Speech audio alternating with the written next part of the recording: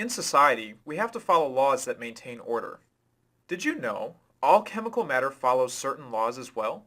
In fact, we can describe those laws by looking at relationships.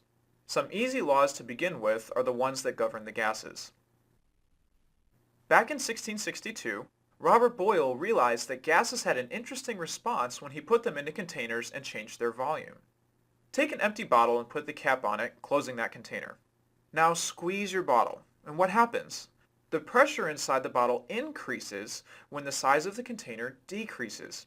You can only crush that container so much until the gases inside push back on your hand. This is called an inverse proportion, and it changes at the same rate for every gas. Boyle's law allows chemists to predict the volume of any gas at any given pressure because the relationship is always the same. In 1780, Jacques Charles noticed a different relationship between gases and their temperature. If you've ever seen a hot air balloon, you've seen this law in action. When the balloons are laid out, they're totally flat.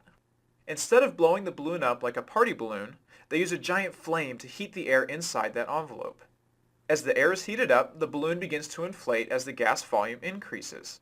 The hotter the gas becomes, the larger the volume, and that's Charles' law.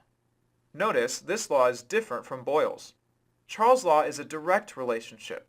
As the temperature increases, the volume increases as well. The third law is also easily demonstrated. When you're blowing up party balloons, the volume increases. As you are blowing, you're forcing more and more gas particles into the balloon from your lungs. This causes the balloon volume to increase. This is Avogadro's law in action. As the number of particles of gas added to a container are increased, the volume will increase as well. If you add too many particles, well, you know what happens next. Laws are everywhere, even in the tiniest particles of gas. If you squeeze them, the pressure will increase as the particles are pushed together. Low volume means a high pressure because those particles push back. As the temperature increases, gases move away from one another and the volume increases as well. Finally, if you add gas to a closed container, that container's volume will expand. But be careful not to add too much because otherwise, you could end up with a burst balloon.